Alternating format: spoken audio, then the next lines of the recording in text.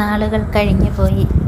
കാളിദാസന്റെ മനസ്സിൽ മറ്റൊരു ചിന്താഗതി വളർന്നുകൊണ്ടിരിക്കുകയായിരുന്നു. താൻ യാത്രക്കിടയിൽ കന്യാകുമാരി ദേവിയുടെ തിരുചരണങ്ങളിൽ നമസ്കരിച്ചെഴുന്നേറ്റ് തിരിഞ്ഞപ്പോൾ കണ്ട ഒരു മുഖം തിരിച്ചറിയുകയായിരുന്നു. ചമ്പയിൽ നിന്നും യാത്ര പറയുമ്പോൾ കണ്ടെത്തണേ എന്ന് ശിവസോമനും പത്നിയും മകൾ മാലിനിയും അഭ്യർത്ഥിച്ചുകൊണ്ട് മറക്കരുതേ എന്ന് പറഞ്ഞയച്ച മുഖം കുമാരസോമൻ.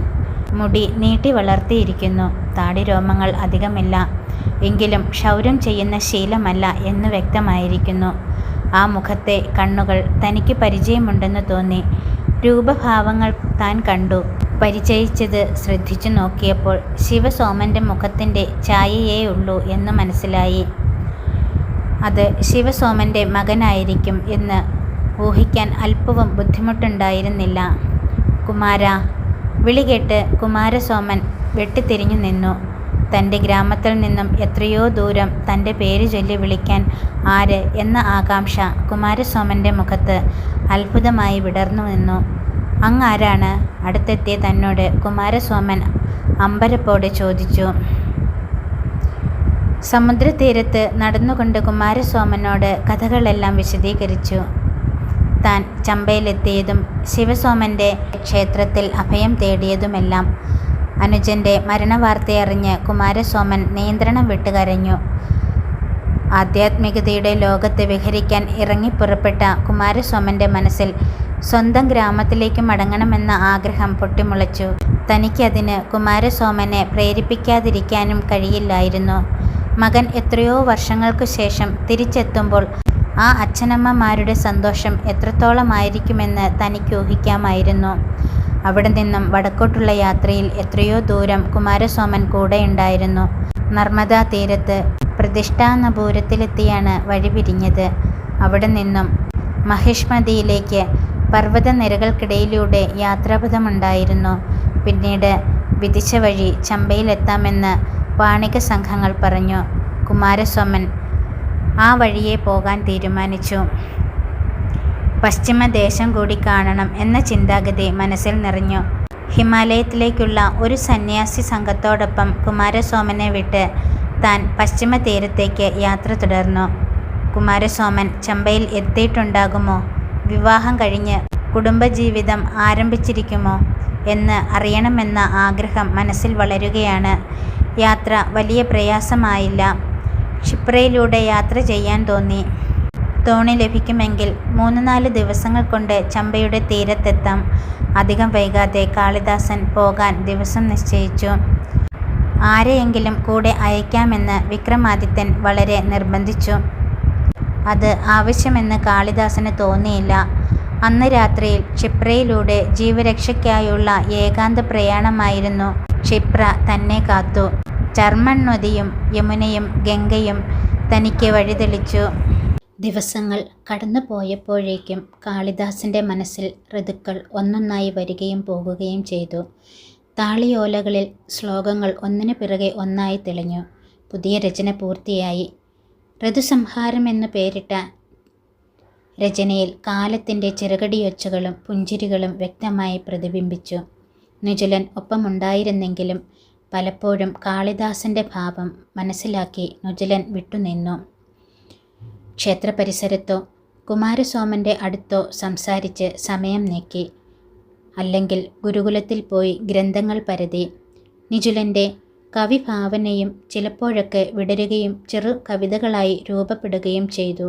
നിജുലനും കുമാരസോമനും ശിവസോമനുമെല്ലാം ഋതുസംഹാരത്തിൻ്റെ പ്രതികൾ തയ്യാറാക്കുന്നതിൽ കാളിദാസനെ സഹായിച്ചു. ഉജ്ജയിനിയിലേക്ക് യാത്രയാകുന്ന വാണിക സംഘങ്ങളുടെ പക്കൽ വിക്രമാദിത്യന് പ്രതി കൊടുത്തയച്ചു. സഹൃദയർ മുക്തകണ്ഠം പ്രശംസിച്ചു. കാശിയിലെ രാജകൊട്ടാരത്തിൽ കാവ്യസദസ്സുകൾ അരങ്ങേറി. വാണിക സംഘങ്ങളും ദേശാന്തര യാത്രക്കാരും വഴി ഋതുസംഹാരത്തിൻ്റെ പ്രതികൾ പലയിടത്തും എത്തി. രാജ്യരാജ്യാന്തരങ്ങളിലെ വിദ്വത്സഭയിൽ ഋതുസംഹാരത്തിൻ്റെ ശ്ലോകങ്ങൾ പ്രതിധ്വനിച്ചു.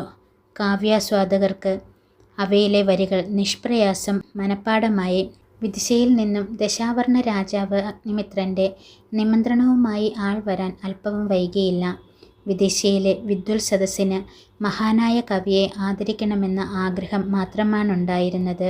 ദേവഭാഷയിൽ വേദങ്ങളും അരണ്യകങ്ങളുമായി എത്രയോ രചനകൾ കണ്ടെത്തിയിരിക്കുന്നു. അവയെല്ലാം വിദ്വാൻമാർക്ക് മാത്രം മനസ്സിലാകാവുന്നതായിരുന്നു. പിന്നീട് പുരാണങ്ങളും ഇതിഹാസങ്ങളുമായി രചനകൾ വന്നു. അവയുടെ നിലവാരം ഒരിക്കലും സാധാരണക്കാരെ ആകർഷിക്കുകയോ സാധാരണക്കാർ അവ പാടി രസിക്കുകയോ ചെയ്തിട്ടില്ല. എന്നാലോ കാളിദാസന്റെ ശ്ലോകങ്ങൾ പല വഴിക്കായി എത്തിയിടത്തെല്ലാം ആളുകൾക്ക് ഇഷ്ടപ്പെട്ടു. കാവ്യകലാകോവിദർക്ക് മാത്രമല്ല, വെറുതെ വാണിഭ സ്ഥലങ്ങളിൽ നടക്കുന്നവരുടെയും വാരയുവതികളുടെ അടുത്തു പോയവരുടെയും ഗുരുകുലങ്ങളിൽ ഗുരുക്കന്മാരുടെയും അദ്യോതാക്കളുടെയും നാവുകളിൽ കാളിദാസന്റെ ശ്ലോകങ്ങൾക്ക് ഈണം ലഭിച്ചു. ഉജ്ജയിനി തന്നെ തിരികെ വിളിക്കുന്നുവെന്ന് കാളിദാസന് വ്യക്തമായി അനുഭവപ്പെടുന്നുണ്ടായിരുന്നു. പക്ഷേ അങ്ങനെ തോന്നിയപ്പോഴൊക്കെ തന്നെ ഉജ്ജയിനിയല്ല മല്ലികയാണ് വിളിക്കുന്നതെന്ന ചിന്താഗതി കാളിദാസനെ ജാഗരൂകനാക്കി. മനസ്സ് ആ വഴിക്ക് തിരിയാൻ പാടില്ല. മല്ലിക രാജകുമാരിയാണ്. ശക്തനായ ഏതെങ്കിലും രാജകുടുംബത്തിൽ നിന്നും ധീരനും വീരനുമായ ഒരു കുമാരൻ മല്ലികയെ വിവാഹം കഴിക്കട്ടെ. മഹാരാജ വിക്രമാദിത്യന് തന്നിലുള്ള വിശ്വാസത്തെയും സ്നേഹത്തെയും മറ്റൊരു വിധത്തിൽ സ്വാധീനിച്ചുകൂടാ. മനസ്സ് വിദിശയിലേക്ക് പോകാനാണ് പ്രേരിപ്പിച്ചത്. മഹാരാജാവ് അഗ്നിമിത്രന്റെ ക്ഷണവും തീരെ നിരസിക്കത്തക്കതല്ല. കാളിദാസനെ യാത്രയാക്കാൻ ശിവസോമനും കുടുംബത്തിനും വളരെ വേദനയുണ്ടായിരുന്നു. എങ്കിലും കാളിദാസൻ എന്നും തങ്ങളോടൊപ്പം ഉണ്ടാകുമെന്ന് ആഗ്രഹിക്കാനാവില്ല എന്നത് അവർക്കെല്ലാം വ്യക്തമായി അറിയാമായിരുന്നു. ഋഷിതുല്യമായ ജീവിതം നയിക്കുന്ന അഗ്നിമിത്രനെയാണ് കാളിദാസൻ വിദിശയിൽ കണ്ടത്. വർഷങ്ങൾക്ക് മുമ്പ് ഇതുവഴി കടന്നു പോകുമ്പോൾ ഉല്ലാസലോലുപനായി പിതാവ് ശുംഗരാജൻ പുഷ്യമിത്രനുമായി അല്പസ്വല്പം അസ്വാരസ്യങ്ങളുമായി കഴിയുകയായിരുന്നു. എന്നാൽ ഈ കുറഞ്ഞ കാലയളവിനുള്ളിൽ വിധിയുടെ ക്രൂരങ്ങളായ പ്രഹരങ്ങൾ അഗ്നിമിത്രനെ ഏൽക്കേണ്ടി വന്നു. അതുകൊണ്ട് തന്നെ ലൗകിക ജീവിതത്തിൻ്റെ നിരർത്ഥകത എന്തെന്ന് അഗ്നിമിത്രന് ബോധ്യപ്പെടുകയും ചെയ്തിരുന്നു. അന്ന് യാദൃശ്ചികമായി ഇദ്ദേഹവുമായി പരിചയപ്പെട്ടത് താൻ മാളവികാഗ്നിമിത്രം എന്ന നാടകത്തിലൂടെ അനാവരണം ചെയ്തത് അന്നത്തെ അഗ്നിമിത്രനെക്കുറിച്ച ചരിത്രമാണ്. അഗ്നിമിത്രൻ്റെ രാജസദസ്സിലിരിക്കവേ കാളിദാസൻ ഓർത്തു. കാളിദാസന് മഹാരാജാവ് അഗ്നിമിത്രൻ്റെ രാജ്യസഭയിൽ സ്വീകരണം നൽകി. തൻ്റെ കഥയുമായി ബന്ധപ്പെടുത്തി കാളിദാസൻ എഴുതിയ നാടകം മാളവികാഗ്നിമിത്രം വിദിശയിലെ നാട്യഗൃഹങ്ങളിൽ കവിയുടെ സാന്നിധ്യത്തിൽ അവതരിപ്പിക്കുന്നതിന് അഗ്നിമിത്രൻ ഉത്സാഹിച്ചു. കഥ അവതരിപ്പിച്ചിരിക്കുന്ന രീതി അഗ്നിമിത്രന് വളരെ ഇഷ്ടപ്പെട്ടു. ഇതിനു മുമ്പ് ഇത്രത്തോളം ഖ്യാതി നേടിയത് ചില ഭാസനാടകങ്ങൾ മാത്രമാണ്. അതുകൊണ്ട് തന്നെ കാളിദാസൻ മഹത്തായ രചനയാണ് നിർവഹിച്ചിരിക്കുന്നത് എന്ന കാര്യത്തിൽ പണ്ഡിത സദസ്സിന് എതിരഭിപ്രായമുണ്ടായിരുന്നില്ല.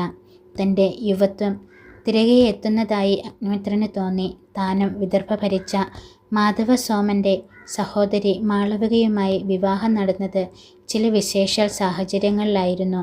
മാധവസേനൻ്റെ ജ്യേഷ്ഠൻ്റെ മകൻ യജ്ഞസേനൻ വിദർഭയിൽ അധികാരം സ്ഥാപിക്കാൻ ശ്രമിക്കുകയും മാധവസേനനെ തടവിലാക്കുകയും ചെയ്തു.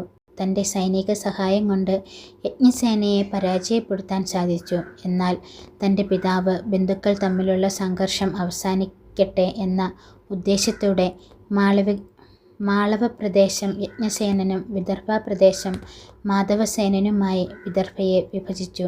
അങ്ങനെ മാളവ പ്രദേശത്തിലെ രാജാവായ ഗർദഭില്ലൻ എന്നറിയപ്പെടുന്ന മഹേന്ദ്രാദിത്യ യജ്ഞസേനൻ്റെ മകനാണ് ഇപ്പോഴത്തെ രാജാവ് വിക്രമാദിത്യൻ. അന്നത്തെ രാജനൈതികമായ സംഘർഷങ്ങളൊക്കെ ഇപ്പോൾ അവസാനിച്ചിരിക്കുന്നു. ഭരണം മകൻ വസുമിത്രനെ ഏൽപ്പിച്ച് താനും വിശ്രമിക്കുകയാണ്. കാലം ഒരിക്കലും കാത്തു നിൽക്കാറില്ലല്ലോ.